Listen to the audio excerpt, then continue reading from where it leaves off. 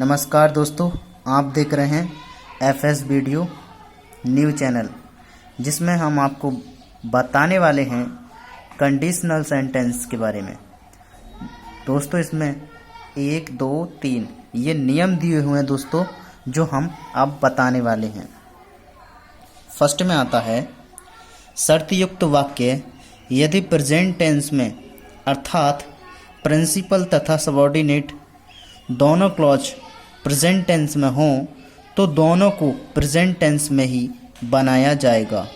Next आता है कि यदि दोनों वाक्य फ्यूचर टेंस में हों तो इफ से युक्त वाक्य को प्रेजेंट टेंस में तथा शेष फ्यूचर में बनाया जाएगा।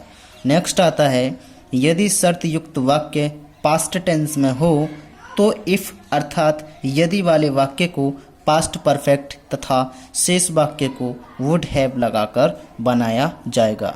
दोस्तों, ये थी हमारी 3 बातें जो आपको बहुत ध्यान रखनी है। कंडीशनल सेंटेंस में फर्स्ट एग्जाम्पल है हमारा ये वाला, यदि छात्र आते हैं तो मैं उन्हें पढ़ाता हूँ।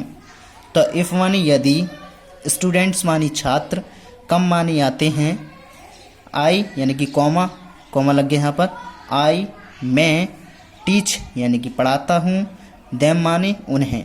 तो दोस्तों, यदि छात्र आते हैं तो मैं उन्हें पढ़ाता हूँ। तो इफ़ स्टूडेंट्स कम यानी कि I teach them. Next second है हमारा, अगर तुम आते तो मैं खेलता।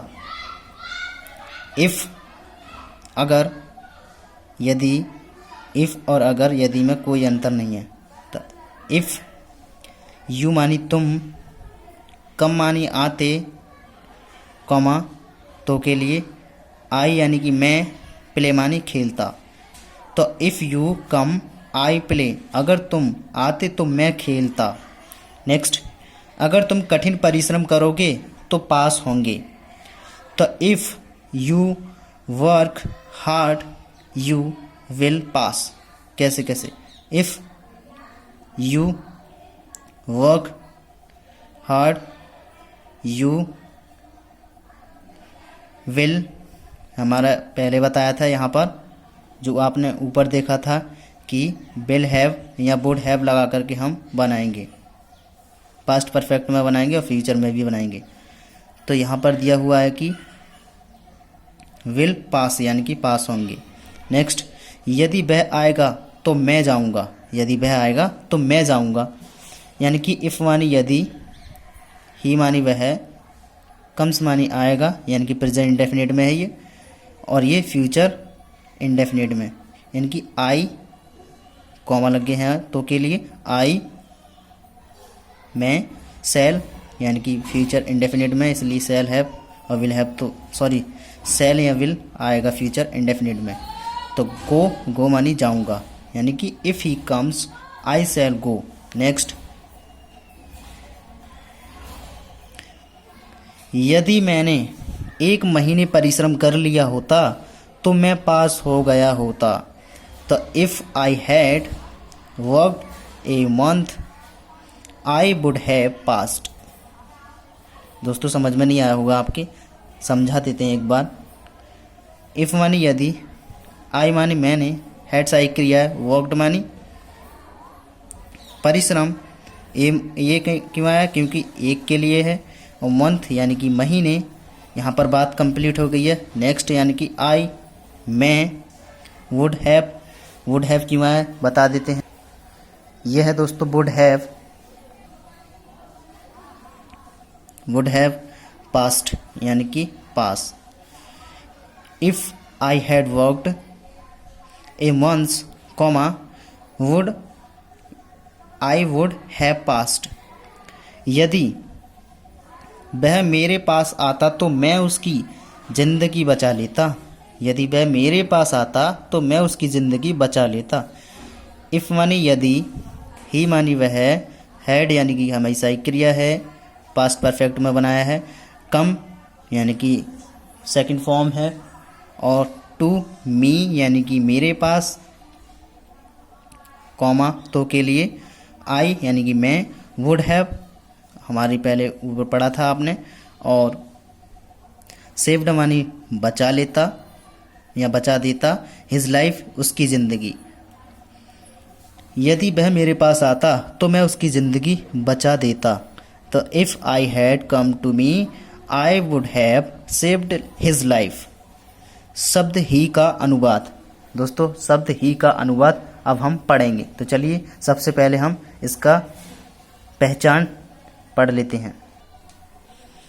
हिंदी वाक्यों में यदि ही शब्द का प्रयोग किया जाता है तो उसकी अंग्रेजी what, which, who, that, only then, just then में से कोई एक वाक्य के भाव के अनुसार आएगा।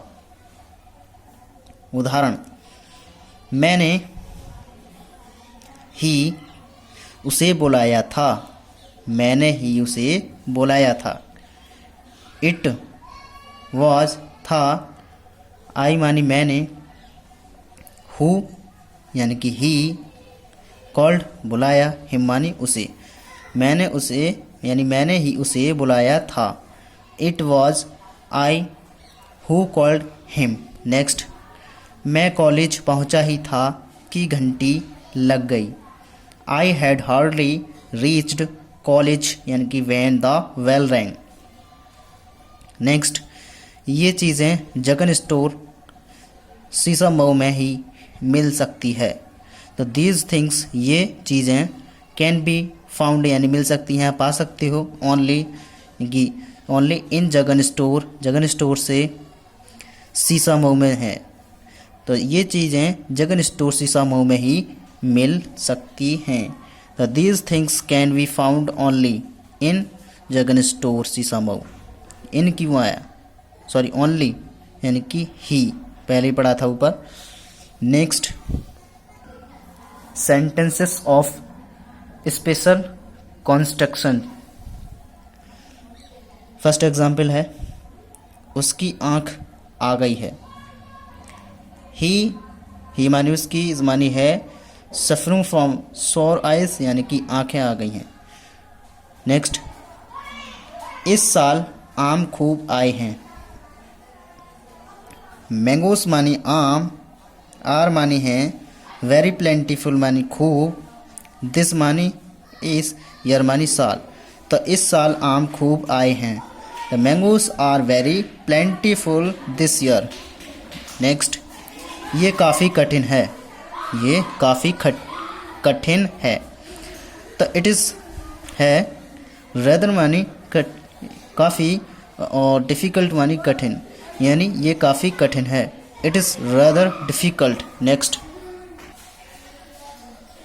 पांचवा है, पहले दांत साफ करो। To do clear your teeth first. Clear मानी साफ करो। योर मानी योर टीथ यानी कि अपने दांत। फर्स्ट पहले यानी कि पहले दांत साफ करो।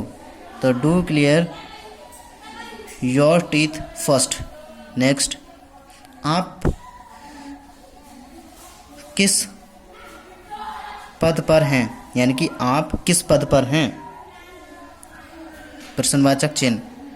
तो what post do you hold. What post do you hold. Post do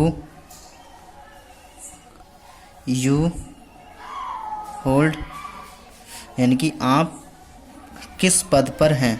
what post do you hold. Next, 15वां सेंटेंस है, कृपया उसे फ़ोन दीजिए। तो please ring him up. Please ring him up. Next है 17वां, कीमतें बढ़ रही हैं। तो प्राइस आर गोइंग अप। कीमतें बढ़ रही हैं। Price are going up. Next, मेरी घड़ी ठीक समय देती है। मेरी घड़ी ठीक समय देती है। तो माई वॉच मेरी घड़ी कीप्स राइट ठीक समय यानी ठीक, और राइट टाइम यानी कि ठीक समय, यानी कि मेरी घड़ी ठीक समय देती है। तो my watch keeps right time. Next, some important proverbs. दोस्तों ये फर्स्ट है सम इम्पोर्टेंट प्रोवर्ब्स। फर्स्ट में दिया हुआ है जैसे को तैसा, यानी tit for tat, tit for tat, जैसे को तैसा।